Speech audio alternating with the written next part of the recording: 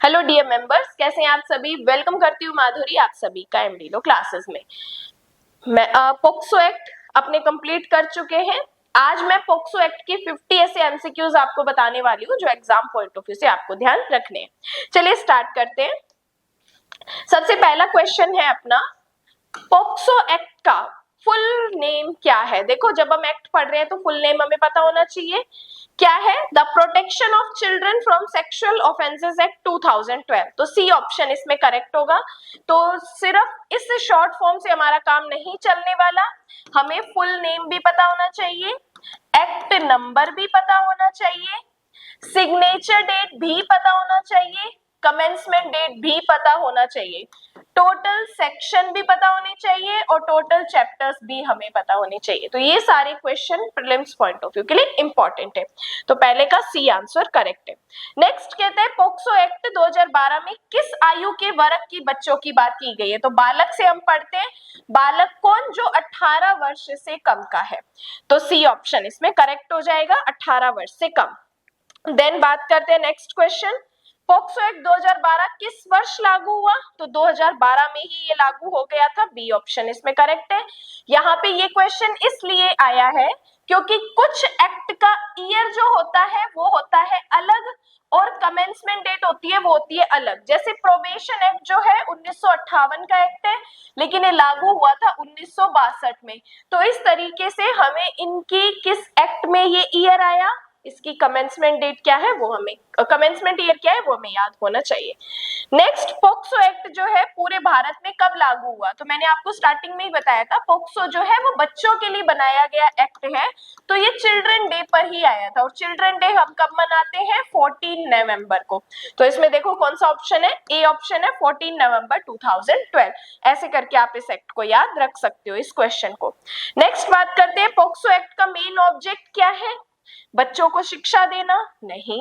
बच्चों को यौन अपराधों से संरक्षण देना? सही है। बाल विवाह रोकना? नहीं। बाल श्रम रोकना? नहीं। तो बी ऑप्शन इसमें करेक्ट है कि बच्चों के अगेंस्ट जितने भी सेक्सुअल ऑफेंसेस है उनको रोकने के लिए हम क्या करते हैं, पोक्सो एक्ट को हम लेकर आए थे। इसके बाद बात करते हैं नेक्स्ट क्वेश्चन, क्वेश्चन नंबर 6 कहता है, पोक्सो एक्ट के अंतर्गत चिल्ड्रन कौन है, बालक कौन है। तो जो 18 वर्ष से कम आयु का व्यक्ति है। तो बी ऑप्शन इसमें करेक्ट है, 18 वर्ष से कम व्यक्ति। नेक्स्ट है, पोक्सो एक्ट में यौन उत्पीड़न, सेक्सुअल हरासमेंट किस धारा में दिया गया है। ऑप्शन ए है 7, सेक्शन 7, ऑप्शन बी है सेक्शन 9, ऑप्शन सी है सेक्शन 11, डी है 13। तो 11 में हम क्या पढ़ते हैं, सेक्सुअल हरासमेंट पढ़ते हैं। इसके बाद बात करते हैं सेक्सुअल असॉल्ट, लैंगिक हमला, सेक्शन 7 में पढ़ते हैं। जब मैंने आपको सेक्शन नंबर 3 से लेकर और सेक्शन नंबर 16-17 तक मैंने आपको बताया था, इनमें से कोई भी सेक्शन आप स्किप नहीं कर सकते, सारे ही हमारे लिए प्री और मेंस पॉइंट ऑफ व्यू के लिए इंपॉर्टेंट है। तो अभी भी अगर आपने उनको सीरियसली नहीं पढ़ा है तो फिर से लेक्चर देख लीजिए, फिर से सारे सेशन देख लीजिए और साथ ही साथ इस एमसीक्यूज को भी करिए। चलिए इसके बाद बात करते हैं गंभीर लैंगिक हमला, एग्रीवेटेड सेक्सुअल असॉल्ट हम किस में पढ़ते हैं, तो सेक्शन 9 में हम पढ़ते हैं। सेक्शन 7 में सिर्फ सेक्सुअल असॉल्ट और सेक्शन 9 में एग्रीवेटेड सेक्सुअल असॉल्ट। इसके बाद लैंगिक अपराधों के लिए स्पेशल कोर्ट की व्यवस्था की गई है, क्योंकि पोक्सो एक स्पेशल एक्ट है तो उसके लिए स्पेशल कोर्ट बनाते हैं। सेक्शन 28 में विशेष न्यायालयों की स्थापना यहाँ पर सेक्शन 28 में की गई है। इसके बाद बात करते हैं, पोक्सो एक्ट के अंतर्गत मुकदमे की सुनवाई कैसे की जाती है। ओपन कोर्ट में? नहीं।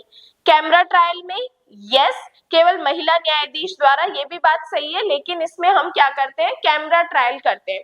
कैमरा ट्रायल का मतलब होता है बंद कमरे में कार्यवाही करना। जब भी प्रैक्टिकली अगर आप कोर्ट में जाते हो और आप सुनते हो कि अंदर कैमरा ट्रायल चल रही है, तब आप ये समझो कि यस, या तो वो बच्चों से रिलेटेड मैटर चल रहा है या कोई पर्सनल ऐसा मैटर चल रहा है जिसमें पार्टीज उस मैटर को किसी अदर पर्सन के सामने डिस्क्लोज नहीं करना चाहती। तो बी ऑप्शन करेक्ट। बात करते हैं, पोक्सो एक्ट के अंतर्गत एफआईआर वैकल्पिक है, मतलब ऑप्शनल है, अनिवार्य है, प्रतिबंधित है या केवल मजिस्ट्रेट द्वारा। तो बी ऑप्शन करेक्ट है, इसमें कंपलसरी होती है पोक्सो एक्ट में एफआईआर।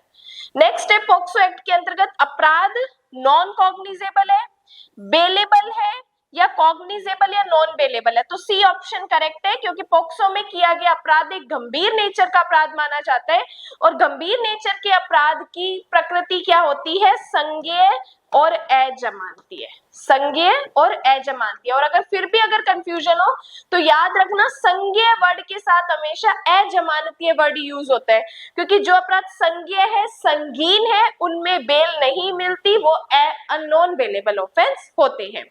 इसके बाद बात करते हैं नेक्स्ट क्वेश्चन की। पॉक्सो एक्ट में बालक की पहचान सार्वजनिक की जा सकती है या गुप्त रखना अनिवार्य है? तो बी ऑप्शन करेक्ट होगा, क्योंकि पॉक्सो एक्ट का जनरल रूल ये कहता है कि आप किसी भी तरीके से पहचान को डिस्क्लोज नहीं कर सकते हो जब तक कोर्ट आपको परमिशन न दे। नेक्स्ट, पॉक्सो एक्ट में बाल अश्लील सामग्री किस धारा में है? तो बी ऑप्शन करेक्ट है, सेक्शन नंबर 13 में है।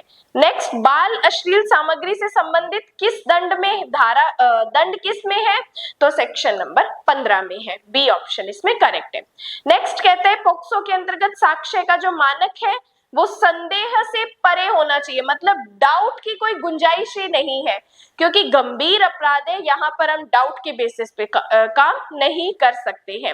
नेक्स्ट, पॉक्सो एक्ट के अंतर्गत बच्चे की परीक्षा ओपन कोर्ट में होगी, पुलिस स्टेशन में होगी, बाल अनुकूल वातावरण में होगी? तो सी ऑप्शन है, बाल अनुकूल वातावरण में होगी। जब हम पॉक्सो एक्ट पढ़ते हैं तो वहां पर भी चीजें क्लियर होती है कि चाइल्ड फ्रेंडली एनवायरनमेंट वहां पर क्रिएट किया जाएगा ताकि बच्चा किसी भी प्रकार से डरे ना।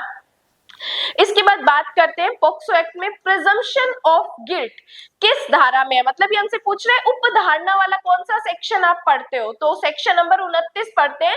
कौन सी प्रिजम्पशन होती है? तो नोट करके लिखेंगे, शेल प्रिजम्पशन होती है। इसके बाद सेक्शन नंबर 20 कहते हैं पॉक्सो में दोष सिद्धि की मानक अवस्था, ये बात कर रहा है आपराधिक मनस्थिति। आपके बेरेक में एक वर्ड यूज होगा, आपराधिक मन स्थिति। तो इससे रिगार्डिंग हम कौन से सेक्शन में पढ़ते हैं? तो बी सेक्शन करेक्ट है, सेक्शन नंबर 30 में पढ़ते हैं। इसके बाद बात करते हैं पॉक्सो एक्ट के अंतर्गत बयान दर्ज कौन करता है? केवल पुरुष, केवल महिला, कोई भी पुलिस अधिकारी या केवल मजिस्ट्रेट? तो महिला पुलिस अधिकारी द्वारा ही इसमें बयान दर्ज किए जाते हैं। नेक्स्ट, पॉक्सो एक्ट में माता पिता की उपस्थिति अनिवार्य मानी जाती है, क्योंकि बालक के सामने ऐसे पर्सन जिन पे वो ट्रस्ट करता है, जहां पे वो कंफर्टेबल फील करता है, वो रिलेटिव, पेरेंट्स, गार्जियन, उन सारी प्रोसीडिंग में अपीयर होने चाहिए। तो बी ऑप्शन इसमें करेक्ट है। तो माता पिता की उपस्थिति यहाँ पर अनिवार्य समझी जाएगी। इसके बाद बात करते हैं पॉक्सो एक्ट में बच्चे को बार बार बुलाना कोर्ट के विवेक पर तय किया जाता है। तो यहाँ पे देखो एक और चीज बताती हूँ, प्रैक्टिकली या बेरेक्ट के अकॉर्डिंग चीजें देखें तो बेरेक्ट में कहता है कि भाई आप जब भी प्रोसीडिंग कर रहे हो तो आप बच्चे को बार बार नहीं बुलाओगे, बार बार आप बच्चे को नहीं बुलाओगे, जितना हो सके एक या दो हियरिंग में ही मैटर को आपको निपटाना पड़ेगा। तो यहाँ पे बच्चे को बार बार बुलाना क्या है? प्रतिबंधित है। तो बी ऑप्शन इसमें करेक्ट है। नेक्स्ट, पॉक्सो एक्ट में झूठी शिकायत करने पर यस पनिशमेंट है, क्योंकि मिथ्या साक्ष्य देना और मिथ्या साक्ष्य के लिए पनिशमेंट पॉक्सो एक्ट में दी गई है। तो आंसर होगा यस। नेक्स्ट क्वेश्चन है पॉक्सो एक्ट के अंतर्गत अपील मजिस्ट्रेट कोर्ट में, सेशन कोर्ट में, हाई कोर्ट या सुप्रीम कोर्ट में होती है? तो हाई कोर्ट में होती है, क्योंकि पॉक्सो एक्ट में जो स्पेशल कोर्ट होता है वो सेशन कोर्ट के इक्विवेलेंट होता है।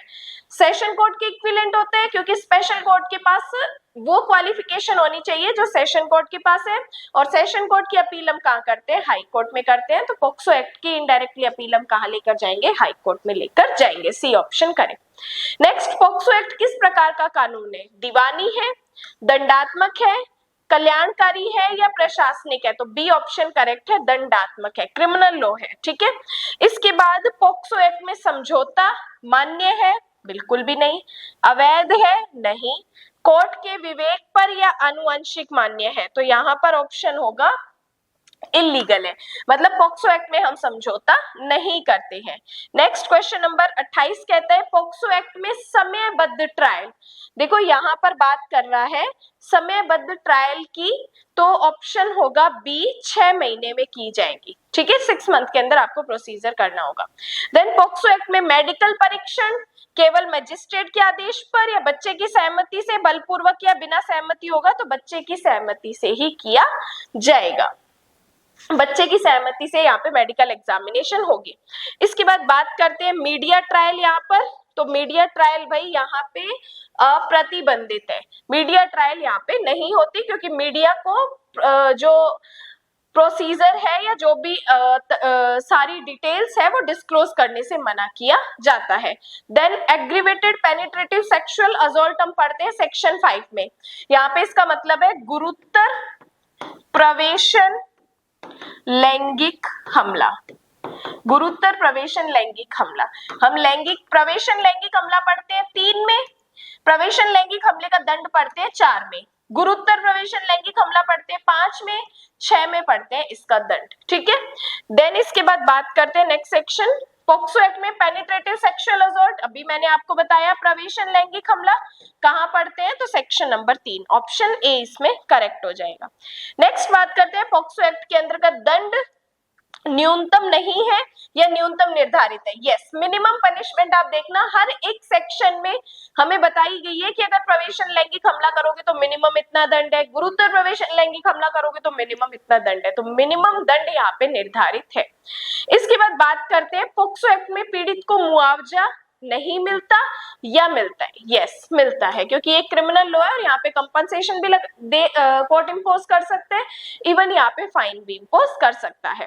देन क्वेश्चन नंबर 35 कहता है पॉक्सो एक्ट में स्पेशल पब्लिक प्रोसिक्यूटर अनिवार्य नहीं है, गलत है, यहाँ पे अनिवार्य है क्योंकि स्पेशल कोर्ट है तो इसके लिए हम स्पेशल पीपी भी अपॉइंट कर सकते हैं।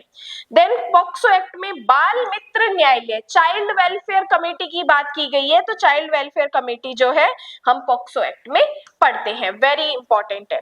इसके बाद बात करते हैं पॉक्सो एक्ट में अपराध की रिपोर्ट न करना दंडनीय है। देखो यहाँ पे जब हम पॉक्सो की अगर आप कोई आपको पता है पॉक्सो का कोई अपराध है और आप उसके लिए कोई एप्लीकेशन नहीं करते हो तो आपने क्या किया है, एक दंडनीय अपराध किया है। देन पॉक्सो एक्ट में शिक्षक द्वारा अपराध क्या है, एक गंभीर अपराध है क्योंकि हम पढ़ते हैं गुरुतर लैंगिक हमला, गुरुतर प्रवेशन लैंगिक हमला, इनमें हमें यही बताया जाता है कि जब कोई एक public servant, doctor, teacher, relative अगर इनमें से कोई भी सेक्सुअल ऑफेंस करते हैं तो वो गुरुतर नेचर के समझे जाते हैं, तो बी ऑप्शन करेक्ट है। देन पॉक्सो एक्ट में बालक की जिरह मतलब आर्ग्यूमेंट ओपन कोर्ट में आरोपी द्वारा या बाल अनुकूल तरीके से या बिल्कुल नहीं की जाएगी, तो सी ऑप्शन इसमें करेक्ट होगा कि बाल अनुकूल चाइल्ड के अकॉर्डिंग ही यहाँ पर जो है आर्ग्यूमेंट की जाती है। नेक्स्ट क्वेश्चन पॉक्सो एक्ट में एफआईआर दर्ज करने से मना करना क्या है, दंडनीय है क्योंकि पॉक्सो एक्ट कहता है कि भाई जो पब्लिक सर्वेंट है या जो पुलिस ऑफिसर है अगर वो आपकी एप्लीकेशन या एफआईआर नोट नहीं करते तो हम उनको भी पनिश करेंगे, तो बी ऑप्शन इसमें करेक्ट है। नेक्स्ट पॉक्सो एक्ट में चाइल्ड फ्रेंडली प्रोसीजर का मेन ऑब्जेक्ट क्या है, त्वरित सजा या बच्चे को मानसिक आघात से बचाना, आरोपी की सुविधा या पुलिस की सुविधा, तो बी ऑप्शन करेक्ट होगा, बच्चे का जो मेंटल कंडीशन है उस पे कोई इफेक्ट ना पड़े। पॉक्सो में दोष सिद्धि पर न्यूनतम सजा कितनी है, तो यहाँ पर मिनिमम पनिशमेंट है अपराध के अनुसार भिन्न भिन्न है क्योंकि हर सेक्शन में मिनिमम पनिशमेंट अलग अलग तरीके से बताई गई है। देन पॉक्सो में ट्रायल कौन करता है, तो स्पेशल कोर्ट करता है, अगर जहां पर स्पेशल कोर्ट नहीं है तो वहां पे सेशन कोर्ट करता है, तो ये दोनों एक क्या माने जाते हैं, इक्विवेलेंट माने जाते हैं। पॉक्सो एक्ट में जांच अधिकारी महिला होनी चाहिए या प्रशिक्षित होनी चाहिए, तो बी और सी दोनों ही इसमें करेक्ट है, फीमेल भी हो सकती है या कोई एक्सपीरियंस ऑफिसर भी हो सकता है। देन पॉक्सो एक्ट में अपील का टाइम पीरियड क्या है, तो अपील का टाइम पीरियड है 60 डेज का, 60 डेज के अंदर आप क्या कर सकते हो, आगे अपील हाई कोर्ट में कर सकते हो। देन इसके बाद बात करते हैं पॉक्सो एक्ट में बच्चे को बार बार बयान देने से भी रोका गया है क्योंकि यहाँ पे कहा गया है कि आप एक बार ही या जितनी जल्दी हो सके बहुत कम प्रथम बार ही आप उसके एविडेंस को नोट करोगे। पॉक्सो एक्ट में एफआईआर कौन दर्ज करता है? पॉक्सो एक्ट में एफआईआर कौन दर्ज करता है? तो यहाँ पे केवल बच्चा, माता पिता, कोई भी व्यक्ति कर सकता है, तो सी ऑप्शन यहाँ पे करेक्ट होगा। देन 48 कहते हैं पॉक्सो एक्ट में अपराध की रिपोर्टिंग गोपनीय, सार्वजनिक मीडिया के माध्यम से वैकल्पिक, तो गोपनीय रखी जाती है, कॉन्फिडेंशियल होती है सारी प्रोसीडिंग। पॉक्सो एक्ट में बेस्ट इंटरेस्ट ऑफ चाइल्ड सिद्धांत लागू नहीं है, क्योंकि best interest of child principle देखो इनडायरेक्टली तो लागू है, अदरवाइज अगर पॉक्सो एक्ट की बात करें तो पॉक्सो एक्ट में हम ये चीज इनडायरेक्टली पढ़ते हैं कि उनकी बेस्ट इंटरेस्ट, बच्चे का जो सर्वोत्तम हित है, उस सिद्धांत को हम ध्यान रखते हैं, तो यहाँ पे इसमें हो जाएगा बी ऑप्शन लागू है। देन आज का लास्ट क्वेश्चन, पॉक्सो एक्ट का मेन सिद्धांत क्या है? Punitive justice, reformative justice, child protection या रेट्रीब्यूटिव? तो चाइल्ड प्रोटेक्शन की इसमें बात की गई है, क्योंकि एक्ट का नाम ही है कि चिल्ड्रन का प्रोटेक्शन करना, किससे? सेक्सुअल ऑफेंसेस से। तो यहाँ पे मैंने आपको कुछ 50 ऐसे इंपॉर्टेंट क्वेश्चन बताए हैं जो कि पॉक्सो एक्ट कंप्लीट पढ़ने के बाद साथ के साथ आप इनका रिवीजन कर सकते हैं। और इसके अलावा टाइम टू टाइम लेक्चर्स आ रहे हैं, और जिस दिन लेक्चर नहीं आ रहे उस दिन या तो टेक्निकल इशू है या फिर अभी बीच में मेरी तबीयत भी खराब थी, जिस वजह से रिकॉर्ड जो लेक्चर है वो नहीं आ पाए। अभी कोशिश की जाएगी कि टाइम टू टाइम आपको सारे लेक्चर जैसे पहले मिल रहे थे वैसे वैसे मिलते रहे। बाकी आज के लिए धन्यवाद एंड जय हिंद।